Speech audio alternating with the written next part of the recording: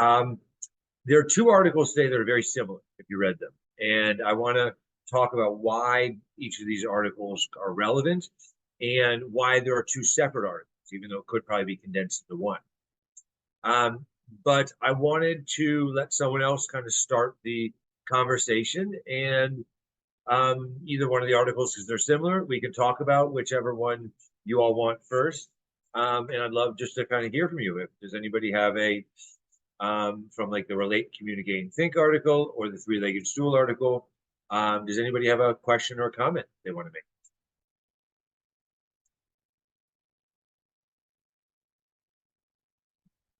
Does anybody know why there are two, what the differences in the kind of the concepts are, or why two articles kind of are helpful? Yeah, Kathy. So I guess I don't know why there are two separate articles. My question more was the I'd never thought of it as the three-legged stool. And I guess I'm an occupational therapist, and that I probably am guilty of neglecting the thinking part of the stool. I think I do well with the patients that I'm working on sort of motor planning. I try not to give them the answer, and I try to have them think of the solution. But with younger children in particular, I think I'm more of teaching a skill rather than really working on that, the thinking part. What a good reflection, Kathy. And I'm thank you for sharing that, by the way. And I think what you shared is very common, I guess, for that, parents and professionals, but especially professionals, to be aware of once they read some of this. You know, that the thinking piece, and it's not just, I think, professionals across a broad range of curriculum and professional licensures with OT or speech or PT, et cetera. It's kind of all professionals. I think the entire therapy world, for the most part, and I'm glad you've adjusted for the executive functioning stuff and the motor planning, but I think the entire medical model of therapy is based on usually teaching specific outcomes, right? And so I think the thinking piece is what gets neglected. And even what I've realized with other versions of Floortime, like DIR Floortime, they don't even use the word thinking. They use the word cognitive, which, as you can imagine, carries a much different connotation and perception within the therapy world than thinking does, especially as we've defined thinking here. And they don't really integrate it well because they still are teaching outcomes, or they're just kind of playing along and following the lead, really not challenging a child to adapt, create, problem solve, I think. The reason why, and I'll just share with you quickly why we have these two articles. The concept of the stool, right, is that really you have these three pieces that if you take one away, the whole system falls apart. And it's not that what you're doing by relating and communicating with these kids, even if you are teaching a specific skill, is bad, right? I don't want to say that at all. It's still better than a lot of other stuff probably out there, right? Where you're not working on the relationship, where you're not helping with the communication, right? But if you really want to call something Floortime based, that thinking piece is the crucial ingredient. And that's kind of what we're saying by the three-legged stool. And then the other article, it says some of the same stuff, but it goes further into defining what each of those areas are. And so I'm kind of talking about how when my father actually wrote about Floortime, he wrote about it in reference to it being an intervention that supports a child's ability to relate, communicate, and think. All three of those things. So if we're not working on one of those three things, we're not doing Floortime. So that's kind of this overlapping elements of this.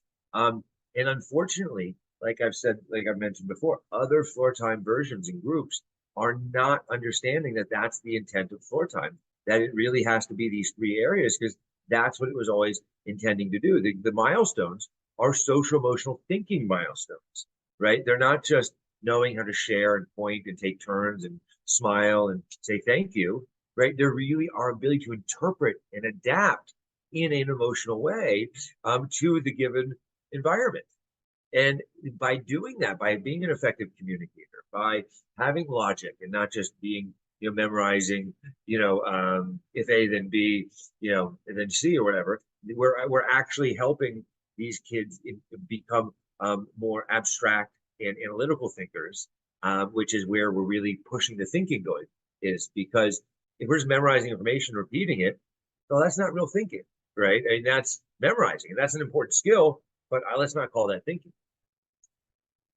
Does that kind of all make sense to everybody?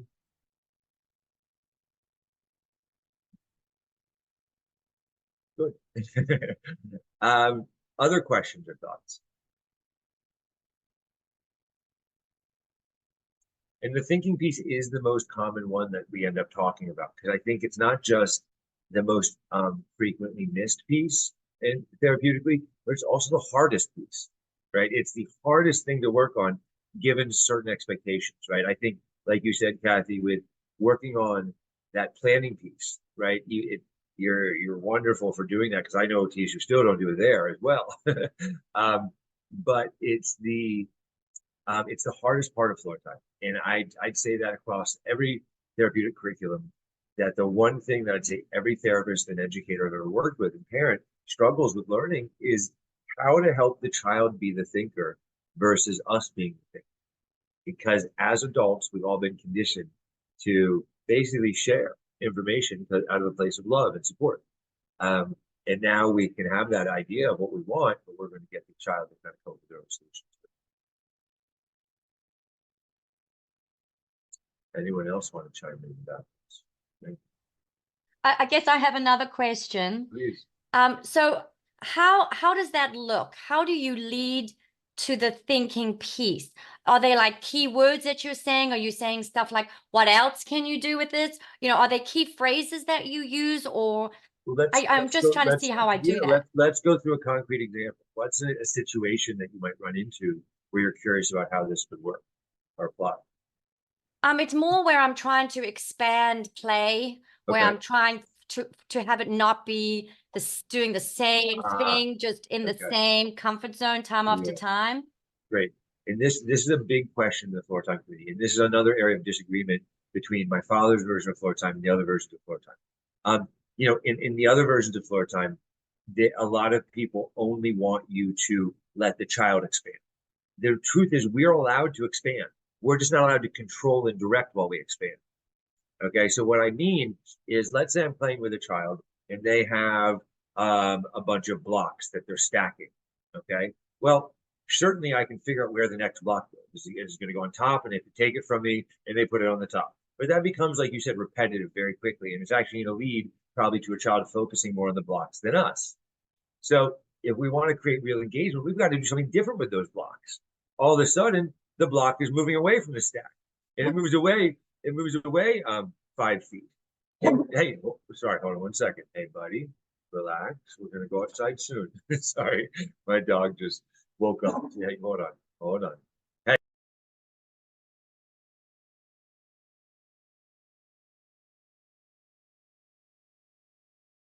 Sorry, everybody. He's still a puppy, and he is a very large puppy, so I gotta keep an eye on him. But then we would move the block slightly off the stack, right? And then he's got to look at us with a cross look and figure out if he wants to put it on, or maybe he's creating a new stack where we put it. But we didn't tell him what to do. We just did something different. Okay, so what we're doing, which fits right into OT, especially with planning, we're helping him come up with an adaptive response. Maybe the adaptive response is to fix what we broke and put it back, or maybe the adaptive response is to put another block on top of the one I put on the floor 2 feet away, or maybe it's he puts one next to that one and we're creating a line of blocks instead of a tower of blocks, right? But you see, he has the opportunity to respond in his own way versus us dictating the response. That's where the thinking comes in. But in order to get that new response from him, we have to do something differently, right? So, but it should be subtly differently. It shouldn't be us taking the block and saying, let's go do this with it, right? Or come follow me, because then we're directing and expanding. But instead, I'm just telling what I'm doing. Okay, you know what? Now the block isn't going to go 2 feet away. Now the block, I'm going to roll it over here. Uh-oh, where'd the block go? And now it turns into a mini treasure hunt with the block. And the child gets up looking around, grabs the block under the couch, and they put it back. Or maybe they put all the blocks under the couch, I see sometimes. So if we do something slightly differently, then it encourages the child to do something slightly different. And we are allowed to expand, because expanding is a type of challenge if we do it in a non-directed way. That's the key. Does that make sense? Yes, thank you. Yeah, of course. And think about that. I mean, I'll give you another example that I see a lot in my house. I see a lot of kids who are doing something that is even more kind of appropriate in some types of play. Like they might have stuffed animals. they're not using them to tell a story yet, but they're throwing them down the slide, okay? And they have 2 or 3 stuffed animals. And then all of a sudden, they're getting repetitive in their throwing the animals down the slide or watching them go down the slide. And I say, oh, well, I've got one of the animals. And guess what? I'm not going back on the slide. I'm going underneath the slide. And now all of a sudden, I'm just telling them what I'm doing or my animal is doing. I'm not telling them what they have to do. They might go, I said, oh, what happened? And they communicate with me to get it, or they come down and they get it and bring it back up themselves. Either way, it's their adaptive response and solution to the problem that is reinforced. And we keep doing that. I might bring in 5 other animals, and all of a sudden they're running around the room away from the slide. So now the child is not being told he has to do something new. And if he gets upset, I slow down. But nonetheless, he's having to adapt and expand the way he's interacting with me and the animals, because I'm not falling into his rigid pattern. I'm challenging him and expanding. And this is a concept that unfortunately is not embedded in the other floor times, because they don't even use the word challenge in their curriculum. You have to challenge a child to expand the interaction in an adaptive way. And that's how we do it. We're allowed to do things ourselves, just like another play partner would, but we're not allowed to direct. So a lot of it actually comes down to our language. We might actually be, instead of saying, let's do this, we're saying, I'm going to do this. What I tell parents and professionals all the time is you're always allowed to express yourself in the first person, but you're not allowed to suggest something for the child to do. And so those are kind of the rules we go by during our training, is using more first person descriptions of what I'm doing, just like another child would. And that way we also don't have to ask questions. I make a lot of statements, and I make statements that describe my actions. And especially with a lot of kids who are working on kind of manipulating objects, and they're not quite in that pure fantasy-based play yet, we're using objects around the room. So actually, the more we utilize the space around us, the more adaptive they are, the more they're coordinating their motor system to perform more complex patterns they are, and the more they're actually realizing that I can do 10 different things in the space versus the one thing that I was doing. But we didn't tell them to do anything. That's the beauty of it. I'd say one of the coolest things about shifting my thinking from learning floor time. This is Katie. Hey, Jake. Hi, From St. Katie. David's. I'm just on my cell phone. I've got a I crazy see that. night. I was wondering. I knew your voice sounded familiar, but I couldn't Yes. know who Samsung was. I just realized my name isn't on here. But I just wanted to say, like, one of my coolest things I thought from learning floor time initially was the shift from thinking about teaching a specific skill to opening of this doorway of when I started to just focus on responding to children, to the way that they communicate, and being open to different responses that they gave. Oh my gosh, there goes my crazy dog.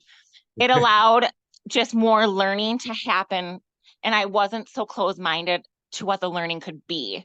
And I have made so much more progress with children because of that. So I feel like the articles that you sent just reminded me of that, of like how much learning about not doing a specific skill, but trusting a process really opened up the doorway for me. So that's what I took from this. And these 2 articles, just so you all know, these are some of the foundational articles we use in our training, especially with new staff at the office, but also we're using more and more with our certificate training, because in truth, I don't want to tell a speech language pathologist to do floor time per se.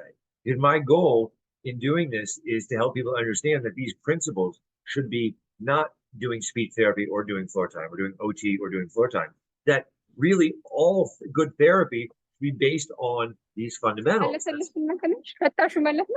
Oops, hello? Sorry, I'm going to put you on mute, Semrit. Sorry. So the way we present it, especially like staff at the Floor Time Center, where a lot of them are new to Floor Time and they're not necessarily choosing initially to go through the whole certificate training as we're training them just to be kind of Floor Time based therapists, is we're trying to show them that these concepts are good for all children, right? We all want all children to be adaptive, creative problem solvers and thinkers. And at least I hope we do, right? We want all children to communicate, right? Both verbally and non-verbally. And we want all children to be able to form relationships. So it's like, how can you disagree with working on those things? Hopefully you can't, right? And so when you think about if that's the foundation of what a floor time therapist should be doing, then we don't really even have to call it floor time per se, because a lot of people think of floor time as a specific intervention for autism, that should be carried out in a, you know, in just kind of in isolation, when the reality is these concepts should apply across the board for an entire for an entire program for a child, whether it be academics or therapy. And that's really the core of this. And that's why my father put this in all of his books. And he said, he didn't just say do floor time, he said, work on relating, communicating, and thinking. And that's what these articles are there to support. But those are great comments and questions, Kathy. Thank you. And you too, Katie. Yeah, I mean, I've heard similar things from other therapists. It's a complete shift. I mean, even for me, I came from education, right? I was a classroom teacher, and I had to get out of my own head about what am I working on today? What's my goal? Because we're all taught that. And we start believing that from our own educational processes. But that's not how we learn early, right? And what we're working on here are the first 3-year fundamentals that all children need in order to get ready for school, in order to get ready for the playground, in order to get ready for high school and college and jobs, right? All of those first things that happen in the first 3 years of life that so many kids didn't master. But yeah. Hey, all. Yeah, oh, sorry. Go ahead. Oh, hey, Jake. My name is Dina, first-time caller here. Great. I work in early childhood special ed at a number of different preschools. And so we have, I'm thinking of two things. I'm not sure if this is a question or a conversation, but we'll see how it comes out. All right.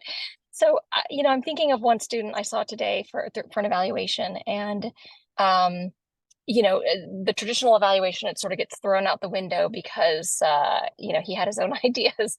And I noticed that when I was able to just follow imitate little tiny things he did, it sort of built more and more of that connection. And, before long, we were holding a ball up, counting together, and then laughing hysterically when it let go.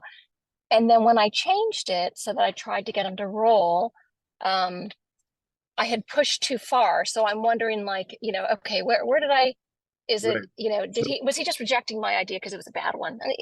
I'm not insulted. Yeah, no. There's a lot of pieces to this. It's hard to say without seeing it, knowing the child. But one thing is, I find kids reject the idea if they feel it's being imposed upon them, right? If it's a suggestion.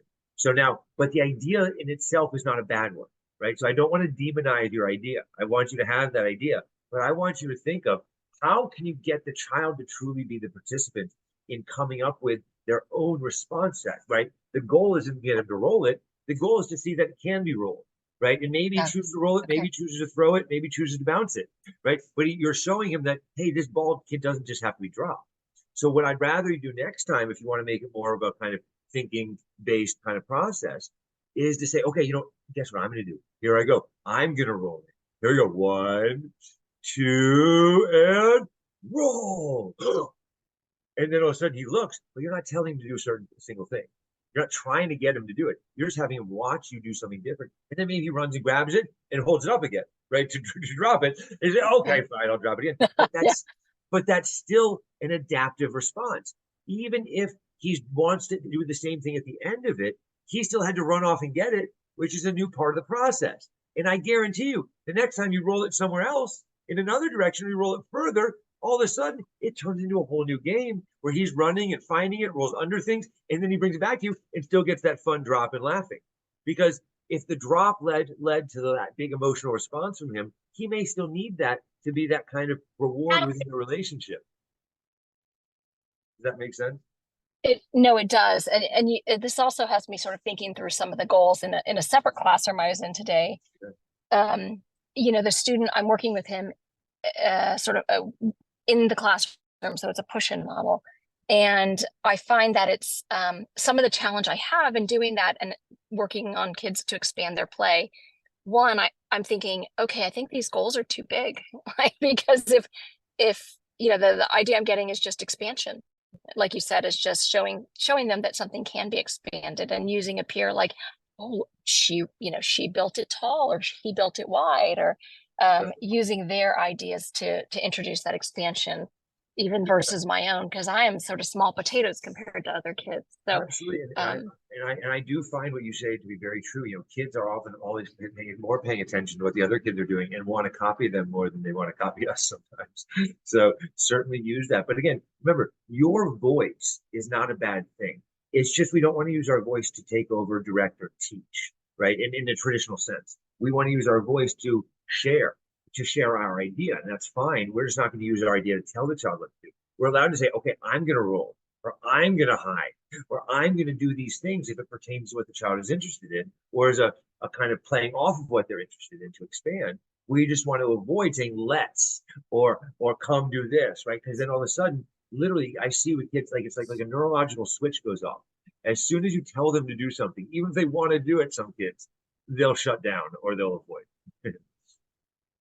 yeah, no, that's really helpful to just move my thinking. Thank you.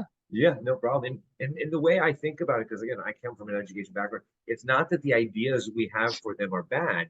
It's how we're going to go about expanding it and helping them achieve it. That's really the thinking process on their part, right? And that's where we're going to make those changes. That's great. In fact, you're seeing that. Yeah, no, I'm hearing that. And you know, when I see them push back, what I'm seeing is, oh, okay, let me just adjust this process, you know. Yeah, make it fun again, do what they want to do again, and then find a smaller version of what you were trying in a more child-centered way, right? I mean, we all are going to have these moments where we challenge too much, right? We make too much of a change, right? That's just by nature part of the process. We're playing detective sometimes to see where that just right challenge is, right? Is it, can I do a little bit more? Can I move the ball an inch, or can I move it 10 feet, right? In a child with more motor delays, it's an inch. A child with a stronger motor system, it's 10 feet, right? And so we're just constantly analyzing.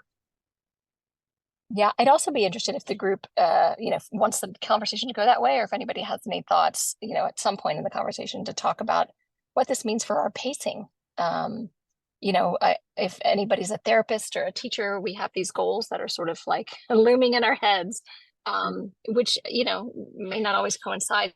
So what that's going to mean for pacing and how we move, or think about pacing with students. Yeah. Yeah, and I think some of it comes down to how goals are written, right? And thus how we're going to achieve them. And there are examples of good, more kind of developmental goals out there, educationally, therapeutically.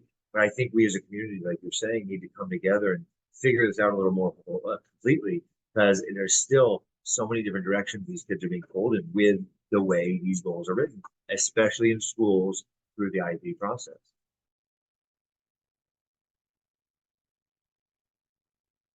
Any other thoughts about the pacing stuff, about pacing or anything else? So Katie says she's entirely shifted her goals. Yeah, I mean, I think ultimately at the end of the day, especially if you're coming from a more medical model, I mean, it's going to require a pretty significant shift in your goals. If you're kind of teetering between the medical and the developmental stuff, then maybe it's not as big, but still it is a rethinking of how you're going to be addressing them. You know, I think of it as my thinking process. Okay, I'm taking a less linear path, right? It's more of a circuitous route, right? I'm taking the scenic path, if you will, and really enjoying the trip versus speeding through the city, you know, fighting traffic and getting stressed on the way there. That's kind of how I envision achieving these goals with kids. Because at the end of the day, we all want the same thing for them. We all want them to be, you know, communicative. We want better attention, more relationships, better thinkers and adapters. And the question just is, how do we get there?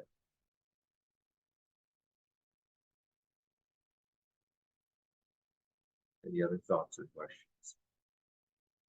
What about the relating and the communication piece? I mean, how do you see kind of how these three things kind of almost necessitate existing together?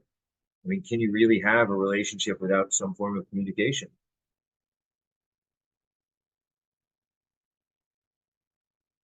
Who here thinks you can build a relationship with someone without having some sort of back and forth exchange of feelings or affect or information?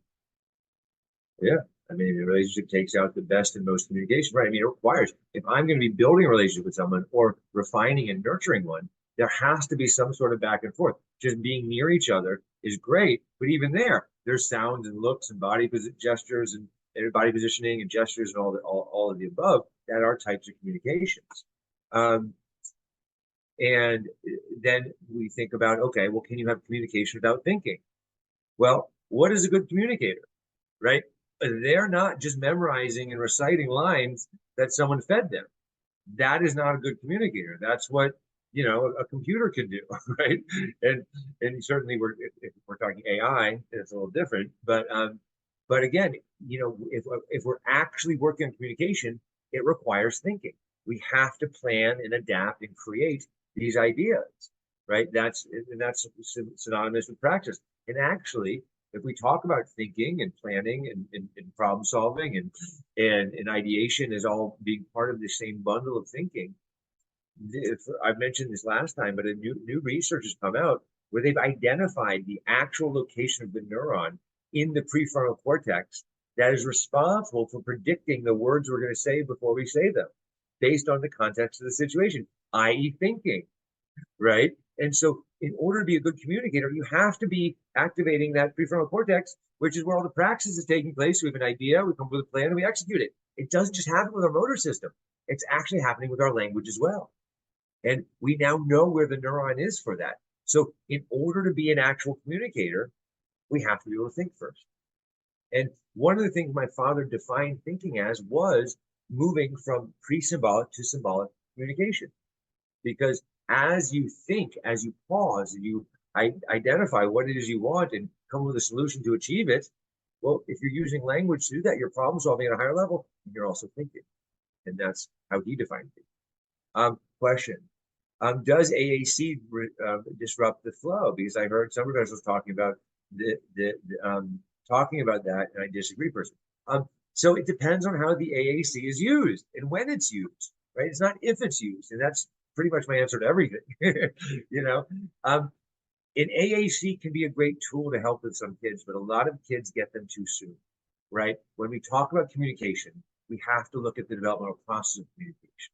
And if a child is developing the precursors to language, then great. And they're not developing language after they've developed all the precursors, then yeah, let's use other symbolic forms, PECs, AACs, sign language, you name it. But if we interrupt the process where a child is not going through the earlier stages, you know, the 0 to 18 months communication stages, then all of a sudden we're jumping ahead and we have all of these gaps. And then what do we see? We see children use AACs and they use a few signs or a few pictures repetitively, like more and all done and their favorite foods or toys, or they really don't generalize it. They just kind of use it and fixate on the device themselves, and they're not actually using it to communicate all the time because they're not understanding the purpose of communication. And again, they'll just get certain needs met and it ends there. So yeah, that may be helpful for some kids if they're really struggling and frustrated. I get that. But unfortunately, the limitations it then creates moving forward is we're no longer working on those precursors to verbal communication, the gestural and nonverbal communication that makes up at least 70% of our communication pattern, right? Even my face right now, the tone of my voice, my positioning, like sometimes I get close, I'm far, my hand, all of these are things that we do from a nonverbal standpoint, a non-linguistic standpoint, that we actually master in the first 9 to 18 months of life. And if we don't go back and focus on developing those, and then a child is going to be ultimately there's an invisible ceiling of what they can achieve, because it would be like I gave you examples from math. If a child doesn't know the concepts of quantity, then there's only so far they're going to be able to go in math, because they're not going to understand the higher level concepts in algebra when we're dealing with shapes and quantities, right? And so if we don't have that basic understanding, the conceptual foundation, it's much harder to move as far ahead as we need to.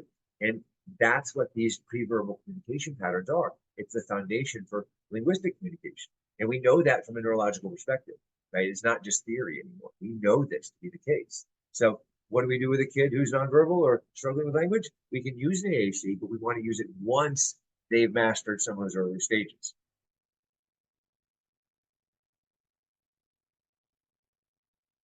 Any other thoughts or questions? I don't want to take too much more of your time today, everybody, because I know it's really kind of one article written in 2 forms. But yeah, I mean, is there any other comments or questions? I gotta take a very large puppy out for a long walk. Any other thoughts? All right, everybody. Well, I will let you enjoy the rest of your evening or morning. And I will see you all in a couple weeks. Thank you all again. And just like before, I'll try to send the articles about 48 hours ahead of time. Thanks, everybody. Take care. Thank you for your time. Yeah, thank you for joining us today. Appreciate it. Everybody take care. All right, bye-bye. Bye-bye.